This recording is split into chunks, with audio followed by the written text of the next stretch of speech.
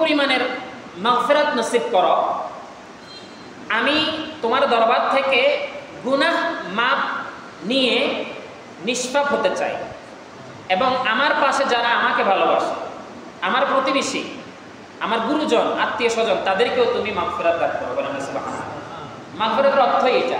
আল্লাহ বলেছেন তুমি তোমার ভাইয়ের জন্য দোয়া করছো, আমি আল্লাহ তোমার জন্য দোয়াটা কবুল করে ফেললাম। সুবহানাল্লাহ বলেন।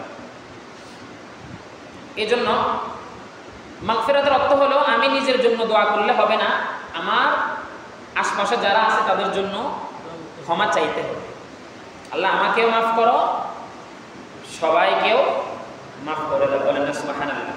তো মাগফিরাতের 10 দিন আসছিল আমাদের জীবনের গুনাহগুলোকে কি করার জন্য? মওকুফ করার জন্য। আমরা তাহলে সৌভাগ্যবান যারা, আমরা তাহলে এই মাগফিরাতের 10 দিনে অবশ্যই আমাদের গুনাহগুলোকে মাফ নিতে পেরেছি। বলি আলহামদুলিল্লাহ। এটা কিন্তু সবার দ্বারা সম্ভব না, শুধুমাত্র সৌভাগ্যবান মুমিন ব্যক্তিদের জন্য সম্ভব। সুবহানাল্লাহ বলেন। তারপরে ভাইয়েরা আমার, নাজাতের 10 দিন কেন আসছিল? ওই নাজাতের 10 দিন আসছিল, আমরা রহমতের 10 দিন আল্লাহর দরবার থেকে অশেষ অসংখ্য রহমত পেয়েছিলাম, নিয়ামত পেয়েছিলাম না? আর মাগফিরাতের 10 দিনে আমরা একে অপরের জন্য ক্ষমা চেয়ে নিজেদেরকে নিষ্পাপ হিসাবে ঘোষণা করেছিলাম। সুবহানাল্লাহ। আর নাজাতের 10 দিন আসছিল, কার আগে কার সাথে কাকে আল্লাহ তাআলা জান্নাতুল ফেরদাউস নসিব করবে। সুবহানাল্লাহ। আমি ওই দিন জান্নাতের নাম শিখাইছিলাম, 8টা জান্নাতের দরওয়াজার নাম আপনাদেরকে বলছিলাম। জান্নাতুর রাইহান একটা নাম বলেছিলাম, মনে আছে? জান্নাতুল খুলুদ মনে আছে নাম বলছিলাম যে জান্নাতুর রাইয়ান, এই নামক জান্নাতের মধ্যে তারাই প্রবেশ করবে যারা রহমতের 10 দিন সঠিকভাবে পালন করছে, মাগফিরাতের 10 দিন সঠিকভাবে পালন করছে।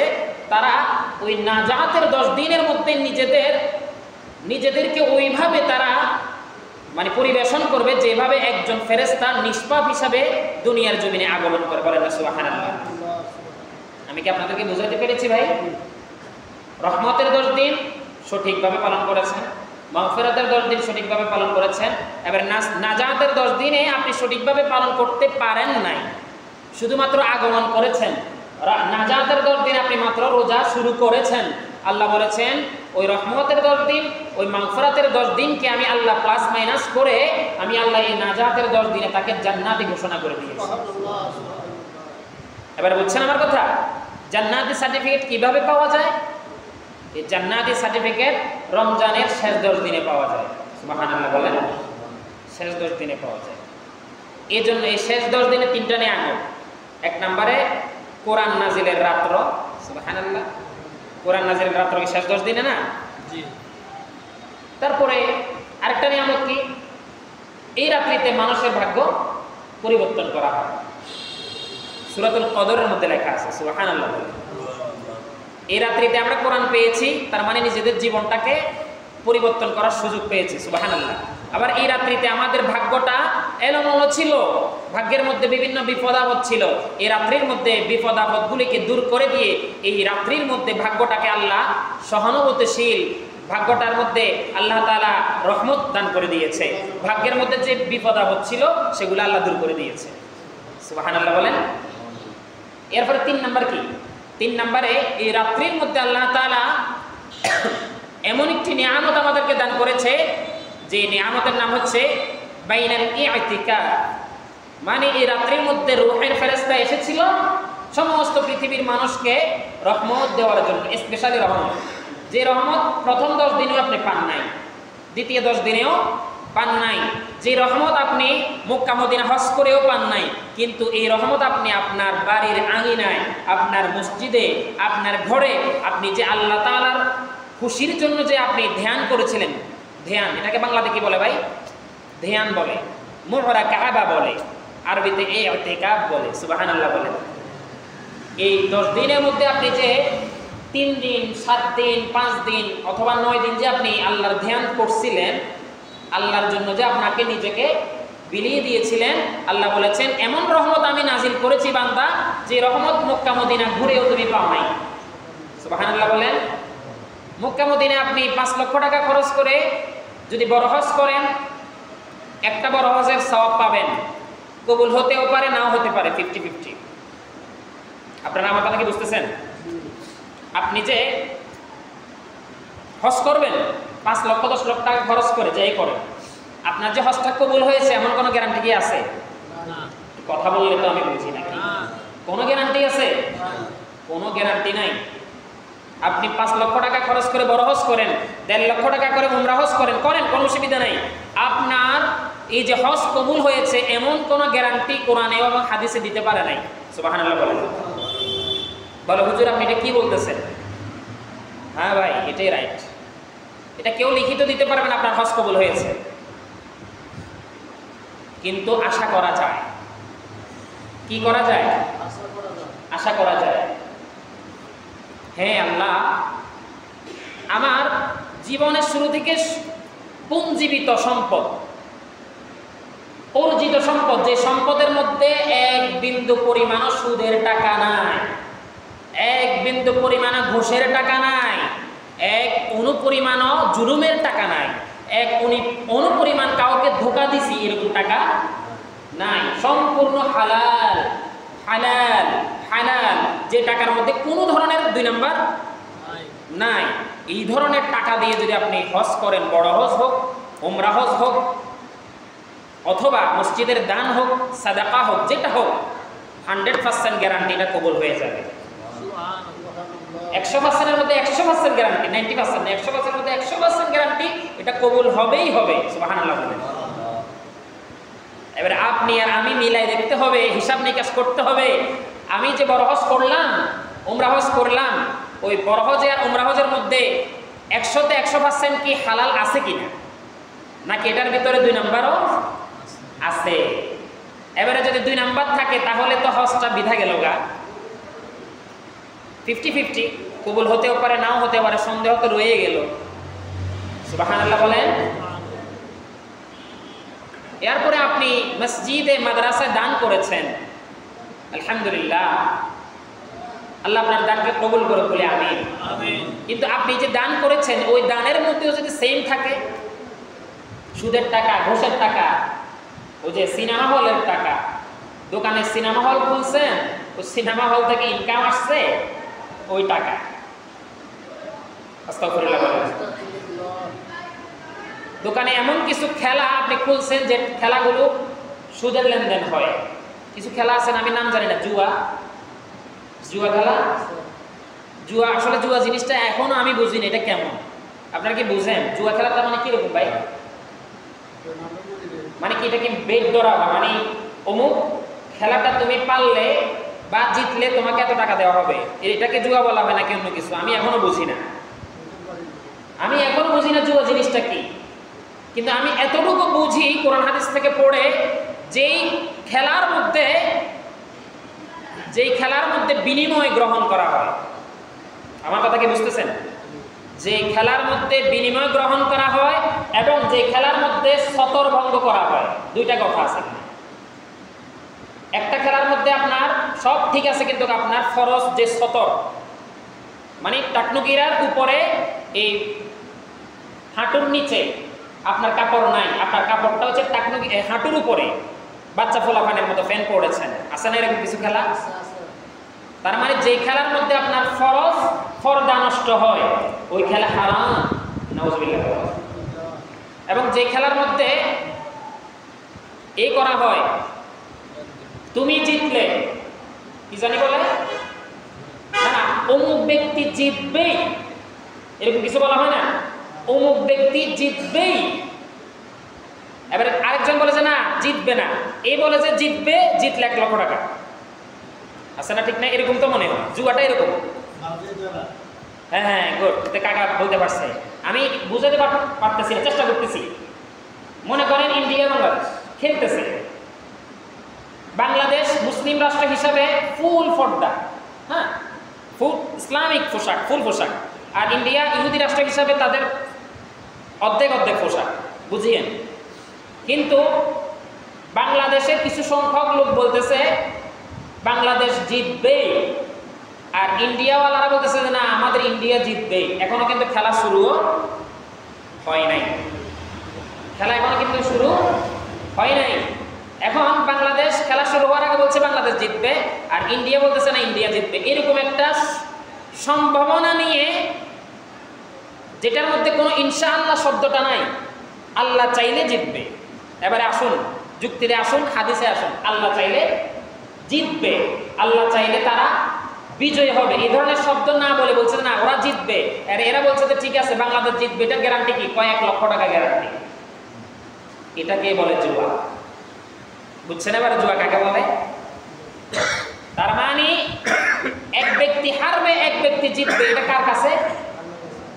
এটা খেলা হোক আর যে কোনো কাজ হোক, যেই কোনো বিষয় হোক, জিতবে আর হারবে এটা কার হাতে? আরো জোরে বলেন।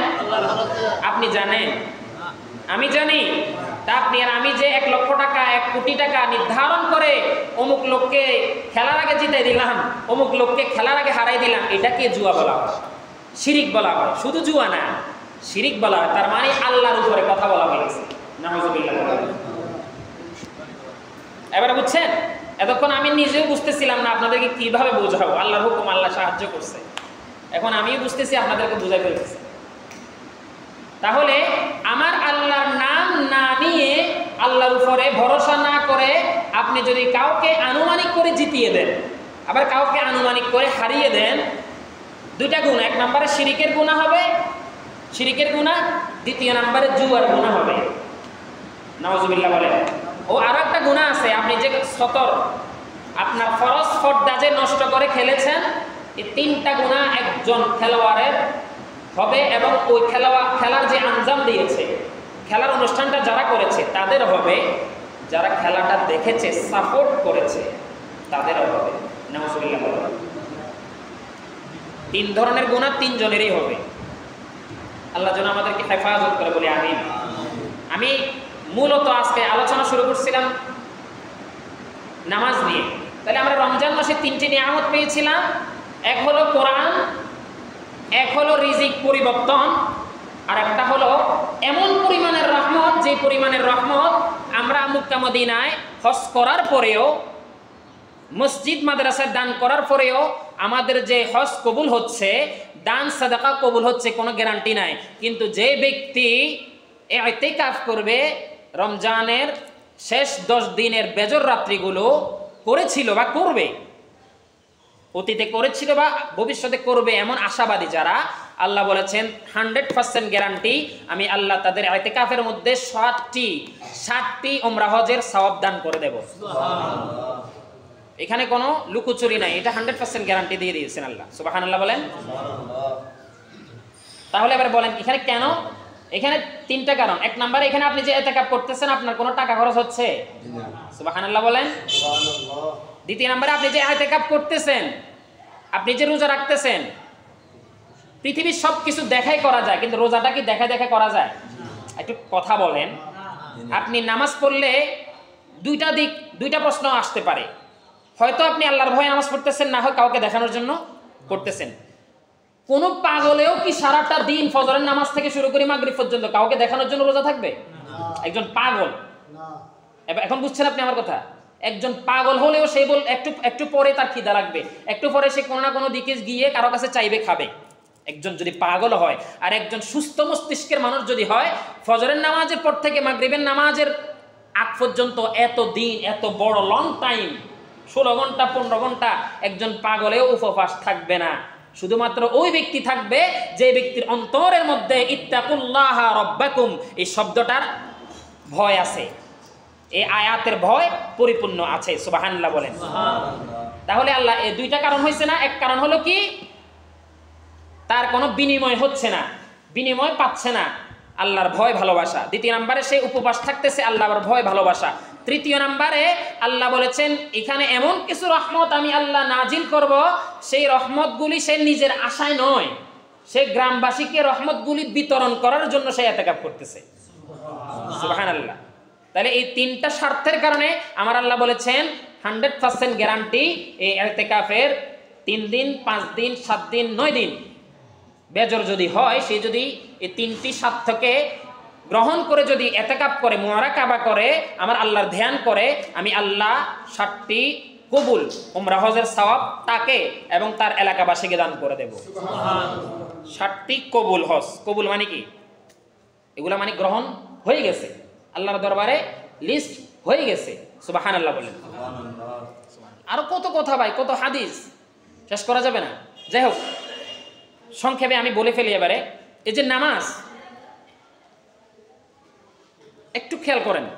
ওয়ানহু আলাইহি সলাতু ওয়াসসালাম আন্নাহু ক্বালা মান তারাকা সলাতা হাত্তা মাদা ওয়াকতুহা থুম্মা কাদা উযিবা ফিন নার হুকবান ওয়াল হুকবা 80 সানাতান ওয়াস সানাতু 68 ইয়াওমান কুল্লা ইয়াউমিন কানা মিকদারুহু 50,000 সানা নাকালাহু ফি মাজালিসিল আবরার। সুবহানাল্লাহ বলেন। খুব মনোযোগ দেন, এখানে এমন কিছু গুরুত্বপূর্ণ কথা আছে, হয়তো সেটা আগে বলা হয়নি, আজকে বলা হচ্ছে। কোনো ব্যক্তি যদি ইচ্ছাকৃতভাবে এক ওয়াক্ত নামাজ ছেড়ে দেয়,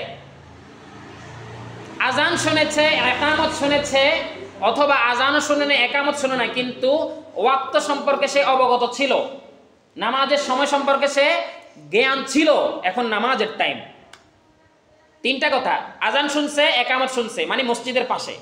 দ্বিতীয় নম্বরে আজানও শুনে নাই, একামতও শুনে নাই, কিন্তু এই টাইমটা যে নামাজের টাইম সে জানতো, এরপরেও সে অলসতা করে, গাফলতি করে সে নামাজ পড়লো না, ছেড়ে দিল। আল্লাহ বলেছেন হুকবা ওয়াল হুকবা, তাকে আখিরাতের নিয়মে এক হুকবা পরিমাণ জাহান্নামের আগুনে তাকে জ্বলতে হবে। বলেন নাউজুবিল্লাহ। নাউজুবিল্লাহটা জোরে আসে নাই তো, একটু পরে নাউজুবিল্লাহ চিৎকার করেও আসবে, একটু খেয়াল করেন। এক হুকবা পরিমাণ দুনিয়ার বয়সে 80 বছর শাস্তি গ্রহণ করতে হবে। বলেন নাউজুবিল্লাহ। এক হুকবা শাস্তি পরিমাণ দুনিয়ার বয়সে কত? 80 বছর। এবারে আসুন আমরা হিসাব করি। 80 বছর যদি দুনিয়ার বয়সে এক হুকবা পরিমাণ শাস্তি হয়, হাদিস শরীফে আছে সামানিয়াত আবওয়াব। সুবহানাল্লাহ বলেন। 80 সালাসা মাররাতাইন, অর্থগুলা করুন। তার মানে দুনিয়ার একদিন, আখিরাতের 50,000 বছর। দুনিয়ার একদিন, আখিরাতের 50,000 বছর। তাইলে বছরে কত দিন ভাইয়া? 365 দিন। এবারে আসুন 80 বছরকে আপনি দিন দিয়ে গণনা করুন, পূরণ করুন। আমি আজকে গবেষণা করছি।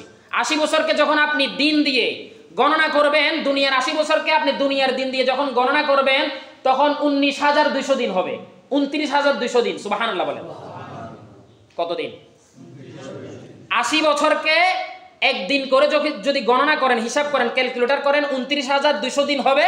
জাহান্নামের আগুনে এক হুকবা, এক ওয়াক্তের জন্য এই দেহটাকে জ্বালাবে। সুবহানাল্লাহ, নাউজুবিল্লাহ। এখানে সুবহানাল্লাহর প্রয়োজন নেই। আচ্ছা আসুন, এবার আসুন 50,000 দিয়ে আমি এবার গণনা করি। দুনিয়ার একদিন, আখিরাতে 50,000 বছর। দুনিয়ার একদিন, আখিরাতে যদি 50,000 বছর, তাহলে আমরা এখন হিসাব করি কত বাইর করছি? 80 বছরকে 29,200 দিন বাইর করছি না? এখন 29,200 দিন দিয়ে যদি আপনি ক্যালকুলেটর করেন, আপনার 1 বিলিয়ন,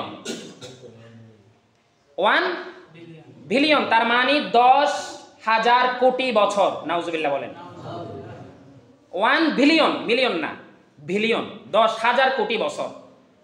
4 মিলিয়ন, তার মানে 40 লক্ষ বছর। নাউজুবিল্লাহ বলেন। 1 মিলিয়ন মানে 10,000 কোটি বছর, এক হুকবা। 4 বিলিয়ন, তার মানে 40 লক্ষ বছর। মনে থাকবে? এক ওয়াক্তের জন্য জাহান্নামের আগুনে এই দেহটাকে জ্বালাবে।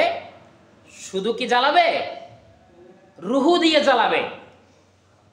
আপনি আর আমি এখন যেমন জিন্দা না, সেম জিন্দা করবে। আবার রুহুটাকে বলবে, আদেশ করবে, এই দেহের মধ্যে প্রবেশ করো, প্রবেশ হবে। দেহটা জীবিত হও, জীবিত হবে। পরিপূর্ণ দেহটা তরতাজা হবে। এবার এক হুকবা পরিমাণের জাহান্নামের আগুনের মধ্যে তাকে জ্বালাও। জাহান্নামী ফেরেশতাদেরকে বলবে, তাকে শিকল দিয়ে বাঁধো, জাহান্নামের মধ্যে নিয়ে যাও। বলেন নাউজুবিল্লাহ।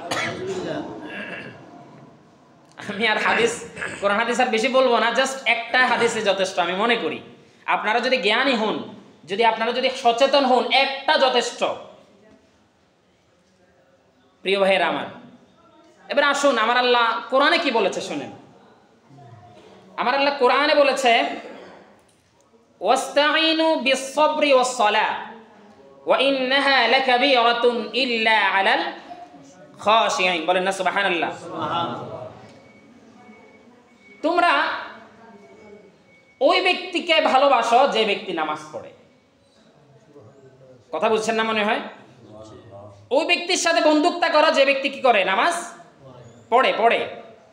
ওয়াস্তাঈনু বিস-সাবরি, ওই ব্যক্তি ভালোবাসো যে ব্যক্তি বিপদে আপদে নিজেকে স্থির রাখে, ধৈর্য ধারণ করে। বুঝছেন না বেরে? যে ব্যক্তি হতাশ হয় না, আল্লাহকে গালি দেয় না।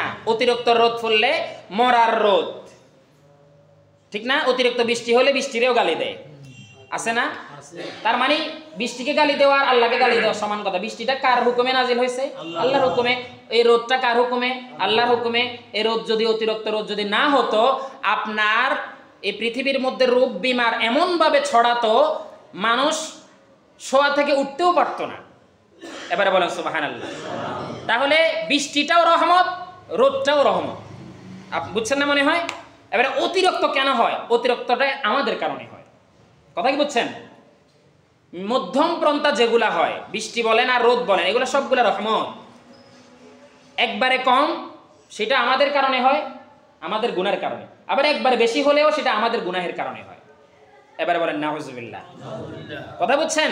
আল্লাহ বলছেন পৃথিবীর মধ্যে যদি কোনো এলোমেলো কিছু দেখো বান্দা, পৃথিবীর সিস্টেমের সাথে মিলতেছে না, এলোমেলো হচ্ছে, মনে করবা যে তোমাদের এই দুই হাতের পাপের কামাই, এই দুই হাত দিয়ে, এই দুই পা দিয়ে, শরীরটা দিয়ে যদি পাপ করছো, অন্যায় করছো, তোমরা গুনাহ করছো, ওই গুনাহটা তো পৃথিবীর মধ্যে আছে না? দুনিয়ার মধ্যে এটা ঘুরতেছে না? ওই পাপ তোমার শরীর দিয়ে, অঙ্গ প্রত্যঙ্গ দিয়ে তুমি করছো, ওই পাপটা তো পৃথিবী থেকে মুছে যায় নাই।